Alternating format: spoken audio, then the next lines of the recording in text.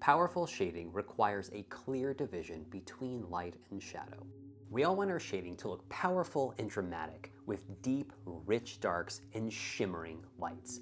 So many students don't understand how to organize their lights and darks. In this video, you're going to learn how to keep your lights and your darks separate in order to create powerful and dramatic shading. This one simple strategy will allow you to create stunning shaded drawings. But if you don't understand this concept, then your shading will most likely be chaotic and lackluster. It'll lack the vibrancy and life that a fully shaded drawing should have. Now, this is the second video in my shading series, so if you haven't watched the first video on single source lighting, I highly recommend doing so.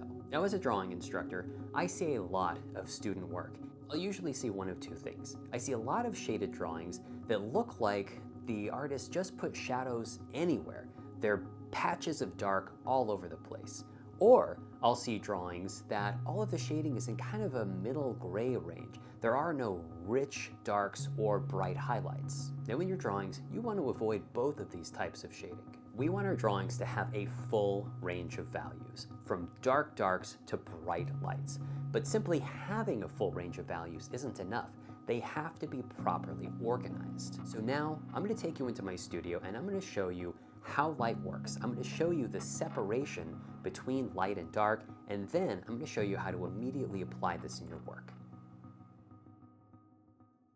So in my previous video on light and shadow, I taught how to light a subject using a single light source. So this sphere is just lit with a single lamp that is coming from above, from the side, and a little from the front. So when we shine light on an object, photons spray out from the light source and they hit anything in their path. And whatever the photons hit, they illuminate. So I want you to imagine photons shooting out of the light source and hitting everything in their path. That's a great way to think about light and to understand how it works. But of course, not everything is in the path of the photons coming out from the light source. So any area that is not being hit with light directly from the light source is left in shadow.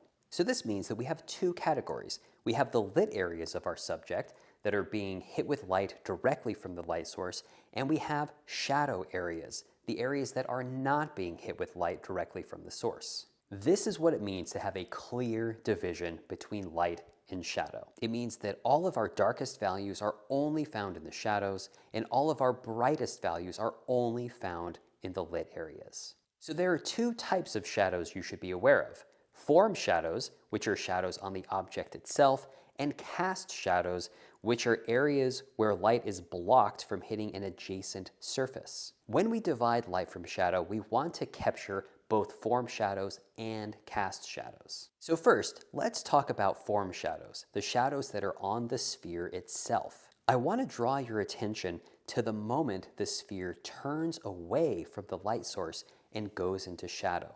This moment is called the line of termination. This is the line where light ends and shadow begins. Now, the line of termination goes by many names. You may hear it referred to as the terminator or the turning edge, but all of these names are referring to the same phenomenon, the moment where a form is facing the light and then turns away, and we can see a very clear line occur, a boundary between light and shadow.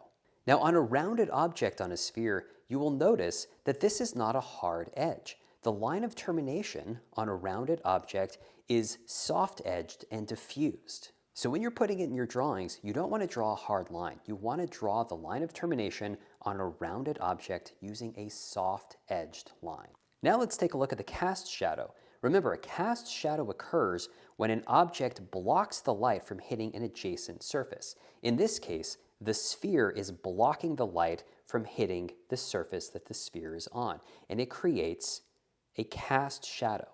Now, of course, a cast shadow takes on the shape of whatever is casting it. So you can see here we have a beautiful oval-shaped cast shadow.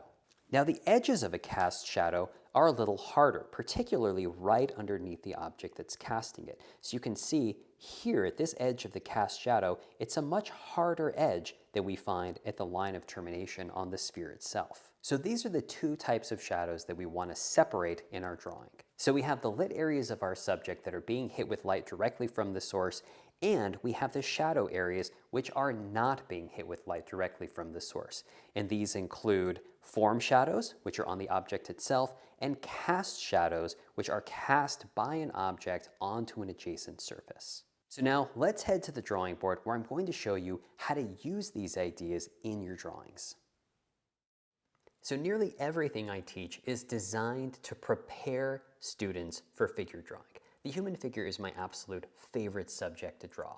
So for this project, we are dividing light from shadow. So first, I want to draw your attention to the photograph of the model. Even though this is a much more complex subject, notice that the line of termination is crystal clear. We can very clearly see the moment where the body turns away from the light and goes into shadow. And here, running all the way down the figure, we see a very clear line of termination dividing the lit side of the form from the shadow side. So hopefully you can clearly see what we've been talking about. On the lit side of the line of termination is where we find all of the brighter values, and all of the dark values are only found on the shadow side of the line of termination.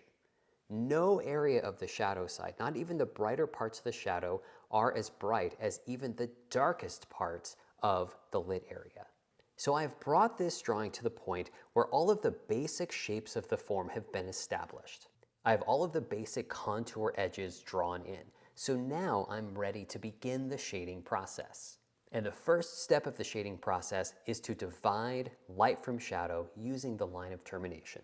So I'm going to start up here at the elbow, and using a soft-edged line, I'm going to draw the line of termination where the body turns away from the light and goes into shadow. Now for my first pass, I'm going to keep this pretty simple. I'm not including every little detail. I'm just using a light, soft-edged line to establish the basic line. So in this first pass, I'm not including all of the details. I'm simplifying the line of termination just to capture the most important elements. So for example, right here, I'm not going to draw every undulation of the shadow. I'm just going to start off using a curved line. So now I've drawn the line of termination down the entire right side of the figure. So once I've done this, I'm going to darken all of the shadow areas to approximately a number 3 value, which is the lightest value we will find in the shadow areas.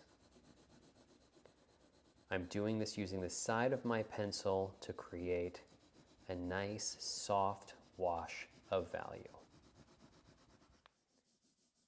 Here we can see nearly this entire leg is in shadow. So hopefully you can already see how the simplified line of termination starts to capture the light and shadow in a simplified way. Our goal is to keep this division between light and dark throughout the life of the drawing. At no point in this drawing will any of the shadow values be as bright as even the darkest parts of the lit side of the subject. We have the line of termination making a clear boundary between the lit areas of the subject and the shadow areas. Now, many times in a more complex subject, you might find a number of lines of termination for each part of the body. That's very normal. You can go around your drawing capturing the line of termination for each individual limb or part of the body. If you draw the line of termination accurately and darken in the shadow areas, you will start to see the illusion of light and shadow form, even in a simplified drawing like this. Once you have this clear division in your drawing, you can begin to add all of the variations in value. But remember, all of your darker values will only be found on the shadow side of the line of termination, and all of your brighter values will only be found on the lit side of the line of termination. So here we have a simple drawing of a cube. First, I drew the three-dimensional shape of the cube. Next, I drew the shape of the cast shadow. Then, I applied a wash of value to the shadow side, the part of the cube that is not getting hit with light directly from the source. So this simple drawing only has two values. One value for the light and 1 value for shadow. Here we have the same kind of drawing, but this time with a rounded object. It's a simple drawing of an egg. First I drew the shape of the egg, next I drew the shape of the cast shadow, then I divided light from shadow with the line of termination. And again, I only have 2 values. For the light side of the egg, I've just used the white value of the paper. For the shadow side, I have laid in a light wash of value that's at approximately a number 3 value on a 5-step value scale. Once again, this is very simple, but this kind of drawing is going to train your mind to divide light from shadow. So all of your darker shadow values will only be seen on the shadow side of the line of termination, and all of your lighter values will only be found on the lit side of the line of termination. Once you've got your bearing with simple objects, you can move on to slightly more complex objects. So here's a drawing of a pear. A drawing like this has more lumps and bumps, a more complex contour, but once again, you can see this is a very simple shaded drawing. I've divided the light from shadow, and all of the darker values are going to be on the shadow side, and the light side of the pear is just left the color of the paper. And the more you do these kinds of drawings, the more this division of light and shadow will become clear, and the more dramatic and powerful your shading will become. So once you've done these 2-value drawings with more simple kinds of subjects, you can move on to much more complex subjects. Here is a drawing of a human foot that I have divided into 2 values. So you can see here is the line of termination where the form of the foot turns away from the light and goes into shadow. When you look at a drawing like this, hopefully you can see how much heavy lifting just these 2 values tend to do. We can really start to get a sense of the form of the foot with only 2 values and a line of termination. When you see drawings like this, it becomes clear how powerful strategies like this really are. Now, it's important to note that this is not just a training exercise. When I do more complex drawings, this is exactly how they start. To me, this is the first step of the shading process for more finished work. So every complex shaded drawing you do should begin looking just like this. But by practicing this type of project on its own, you will train your mind to keep a clear division of light and shadow. And by doing this, your drawings will become much more powerful and dramatic.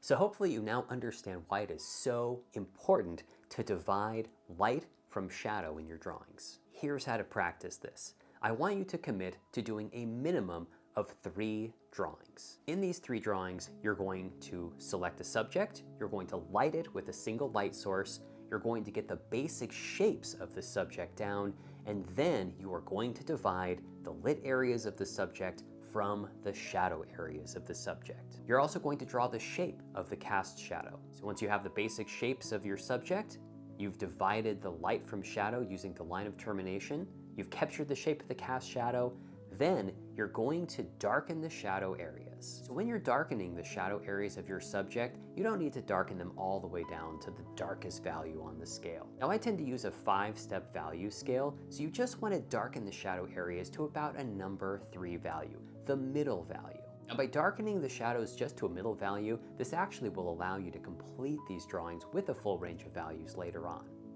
Remember, these are not finished shaded drawings. These are exercises to train your brain to keep your lights and your shadows separate. In these videos, I'm trying to share with you the most powerful drawing tools and techniques that you can immediately apply to your work. But if you're looking for a more structured learning experience, please visit my website, brenteviston.com. There you'll find all kinds of drawing resources, as well as information on how to enroll in my Art and Science of Drawing courses. These are structured courses that start at the very beginning of the drawing process and will take you all the way through to advanced techniques. Well, thank you so much for spending your time with me. I'm thrilled and honored to be part of your drawing process.